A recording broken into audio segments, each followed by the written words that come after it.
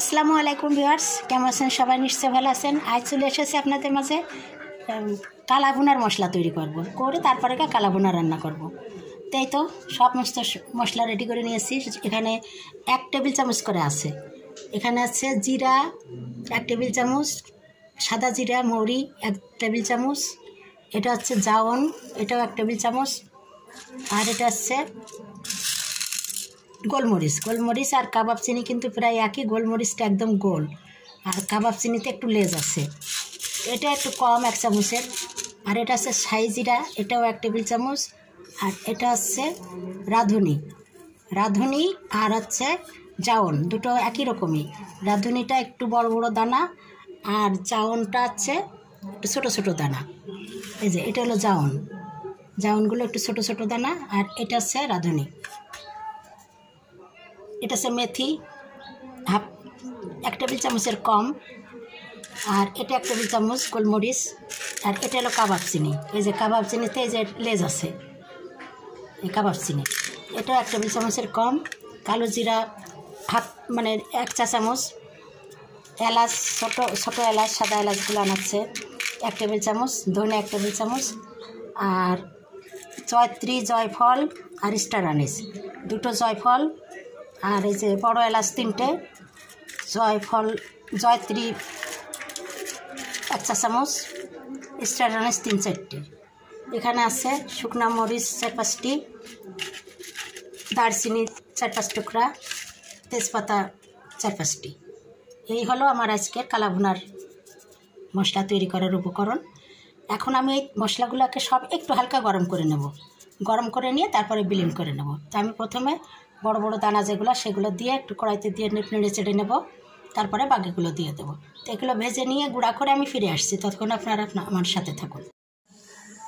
এই যে আমার কালা ভুনার মশলা রেডি করা হয়ে গেছে, আমি এই যে ব্লেন্ড করে নিয়েছি। এবার আমি রান্না চড়িয়ে দেব। আমার এখানে 4 কেজি মাংস আছে। আমি মাংসটাকে ভালোভাবে 3-4 বার ধুয়ে নিয়েছি, ধুয়ে পানিটা ঝরিয়ে নিয়েছি। তা আমি এখন এক এক করে মশলা অ্যাড করবো। এখানে টমেটো কুচি দিয়ে দিলাম বড় সাইজের একটা, পেঁয়াজ কুচি কিউব করে কাটারিয়ে দিলাম 1.5 কাপ মতন,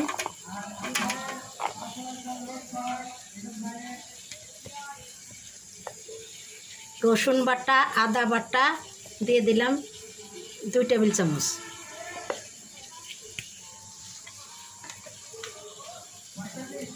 আর এখানে যে কালা ভুনা মশলা করে রাখেছি, এখান থেকে 3 টেবিল চামচ দিয়ে দিলাম।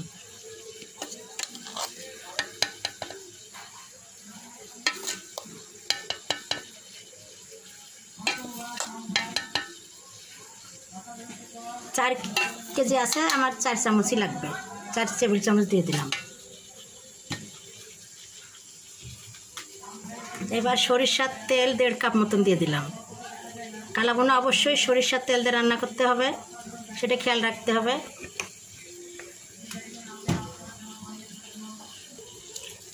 একটা তেজপাতা দিয়ে দিলাম। এবার সমস্ত উপকরণগুলো ভালোভাবে মাখিয়ে দিতে হবে। তো আমি স্বাদ মতো লবণ দিয়ে দেবো।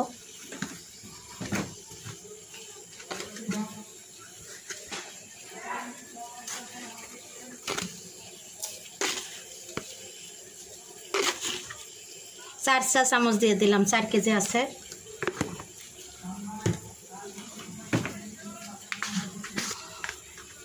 এবার হলুদের গুঁড়াও দিয়ে দেবো 4 চা চামচ।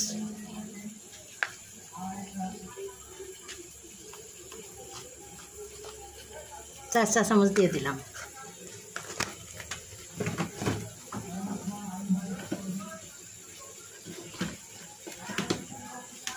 এবার মরিচের গুঁড়া দিয়ে দেবো স্বাদ মতো, যে যেরকম ঝাল খাবে। তা আমি এখানে 2 চা চামচ দিয়ে দেবো।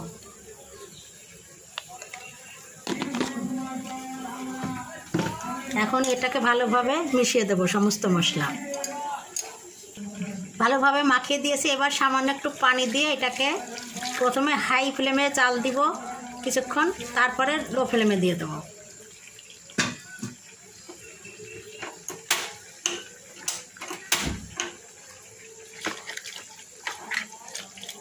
খুবই অল্প উপকরণ দিয়ে ঘরে বসে মশলা তৈরি করে কম খরচে তৈরি করতে পারবেন এভাবে কালা ভুনা।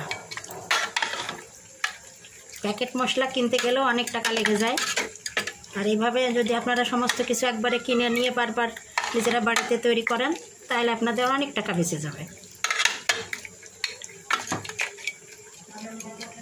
এইবার আমি একটু পরপর নেড়ে দেবো আর রান্না করবো। এইভাবে আমি মাংসটাকে সিদ্ধ হওয়া পর্যন্ত রান্না করে নেব। এই যে কালা ভুনা প্রায় হয়ে এসেছে, কালারটা দেখুন কত সুন্দর হয়ে আসছে। এখন এই পানিটা শুকিয়ে গেলেই আমার হয়ে যাবে। তো আমি এখন একটু ফোড়ন দিয়ে দেবো। তো ফোড়ন দেওয়ার জন্য আমি এই যে একটা প্যানে প্রায় হাফ কাপেরও বেশি তেল নিয়েছি, যেহেতু 4 কেজি মাংস। তো এখানে তেলের ভিতরে আমি 3-4টি শুকনো মরিচ দিয়ে দিলাম। এটা এখন ফোড়ন দেবো। আর আমি বেরেস্তাটা আগে দিই নাই, আগেও দেওয়া যায়। তো আমি এখানে বেরেস্তা দিব, সেই জন্যই পেঁয়াজ কুচি প্রায় 1.5 কাপ মতন,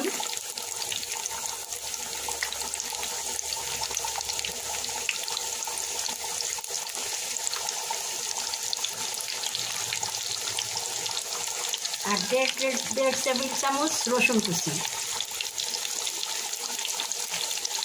আর আদা কুচিও 1.5 টেবিল চামচ। এগুলো দিয়ে আমি ভেজে নেব।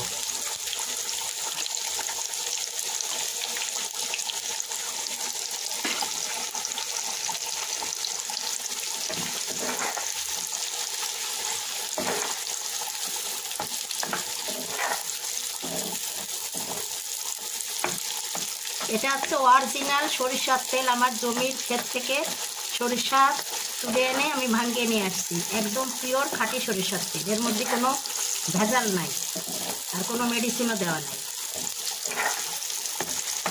আপনারাও সরিষার তেল দিয়ে রান্না করার চেষ্টা করবেন। আমি এই যে বেরেস্তাটা ভেজে নিয়ে ফিরে আসছি। ভিউয়ার্স, আমি এই যে ফোড়নটা ভেজে নিয়েছি, এখন এতে দিয়ে দিলাম। ফোড়নটা ঢেলে দিয়ে এমনি সাথে সাথে ঢেকে দিতে হবে। আর এই কালা ভুনার প্রধান বৈশিষ্ট্য হলো এই ফোড়নটা না দিলে কালা ভুনার ঠিক মতন স্বাদ আসবে না। তো একটু ঢেকে দিলাম যাতে করে এই ধোঁয়াটা কালা ভুনার সঙ্গে ভালোভাবে মিশে যায়। তারপরে আমি মিশিয়ে দেবো। এখন আমি এই ভালোভাবে নেড়ে চেড়ে মিশিয়ে দেবো। কত সুন্দর কালার চলে আসছে আর তেলও ভেসে উঠেছে। আবার ঢেকে রাখবো।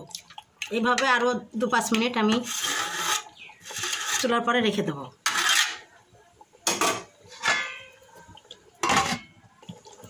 2-5 মিনিট পর আমি আসছি, দেখুন তেল কত সুন্দর বেরিয়ে আসছে। তো এখন আমি আরও একটা জিনিস অ্যাড করব, সেটা হচ্ছে কিউব করে কেটে রাখা পেঁয়াজ প্রায় 1 কাপ মতন আবার দিয়ে দিলাম। দিয়ে বেশিক্ষণ আর রাখবো না, পেঁয়াজটা সিদ্ধ হওয়া পর্যন্ত আমি নেড়ে চেড়ে রান্না করে নেব।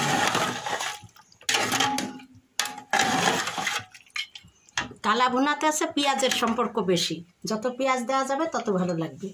এবার আমি 1 টেবিল চামচ মতন টমেটো সসও দিয়ে দিলাম।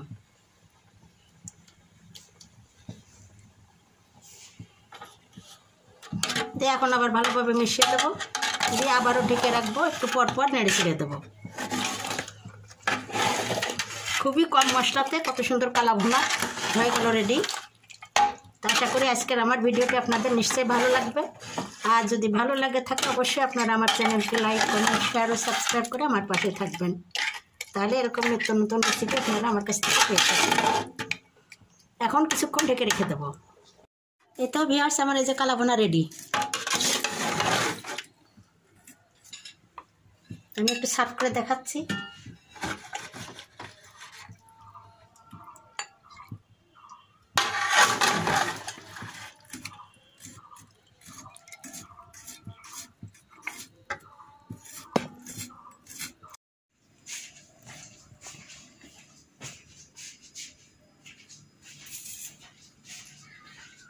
ডলার রাষ্ট্র নাকি ডলার রাষ্ট্র